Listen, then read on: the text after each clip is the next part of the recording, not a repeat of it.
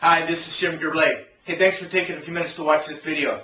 I want to share something with you I got involved in a few years ago. One of my very good friends from elementary school all the way to now began to coach the freshmen at Hayward High School. That's where we played football at years ago. And Rich would share stories with me about how in the beginning of the season he would start off with, say, 40 players, and they were excited, enthusiastic, going from their 8th grade year into their senior year. And then as the season progressed, he would be down to maybe 20, sometimes not even enough to field the team.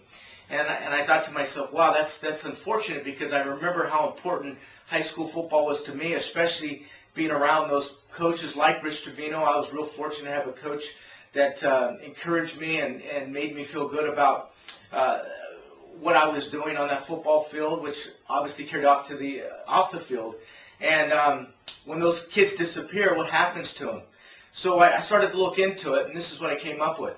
San Francisco Chronicle did a report recently that said that 38.6% of the kids in this East Bay Hayward area from the ages of 14 to 18, males, drop out of high school.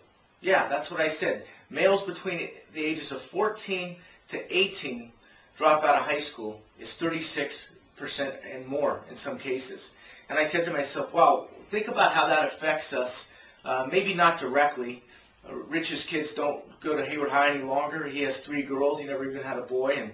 And he was raised by a single mom, so he knows the struggles those parents and those kids go through. But think about the impact that has on that community and our community in general. And if the kid drops out of school, he's so much more likely to be incarcerated, to have children that he can't support, drug problems.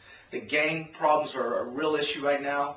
And then I started thinking about it. If you think about it, our football team, when we were growing up, and even today, becomes our gang. It becomes who we belong to. So I felt that if Rich can volunteer his time, I could get a little more involved and volunteer my time. And I did. And this is so they asked me to begin to work with the freshman kids in the weight room and do the weight training. And just like he said, they were great kids, just going for it. And I became really, really frustrated with something. Not at all the kids. It was the same kids, just at a different time with different challenges. But the facilities at Hayward High had not been touched since I was there 25 years ago. And almost to the point where it was dangerous and it was embarrassing. So I shared that frustration with another very good friend of ours, Andy Miller. And he and Jack Del Rio were very good friends all through high school and still are now. And I said, what do you think about calling Jack? At that time, the head football coach was trying to do a golf tournament, didn't have very much luck. So Andy put together an email, sent it to Jack, and Jack came back right away and said, absolutely, guys, count me in. This is something I've been wanting to do for years, and if you're involved in it, I know it's going to be done right. So we did that. We had our first golf tournament in 2007. It was a huge success. We had NFL greats like Dave Casper and Merton Hanks and Gene Washington all came out to support Jack, along with his football head coach colleagues and assistant coaches from the Raiders and 49ers, his current players, Maurice Drew-Jones and Derek Landry, and so on and so on. It was quite an event. And then in 2008, we had another golf tournament.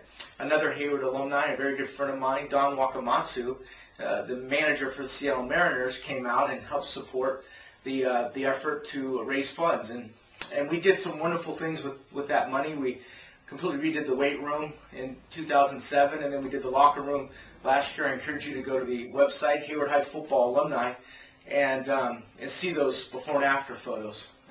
Also started mentoring programs where I would meet with the senior leaders of the classes every year at my here at my office, and then I also would invite them over for a camp out every year at our house in Danville. So it was really just a wonderful experience. But here, really the greatest impact it had was on those kids that were the host of the tournament that day. They were hand-selected by the coaches to represent the program. And we had matching shirts and shorts that they wore. And days leading up to the golf tournament, I would meet with them and go over ways to greet the golfers, explain to them that they were spending a lot of money to be in this event, and they would shake their hand firmly, look them in the eye, engage them in a positive conversation, all these things, and they did a fantastic job. We even went in golf etiquette lessons on how to carry a golf bag, and really the highlight of the day was the involvement with the high school players and the golfers.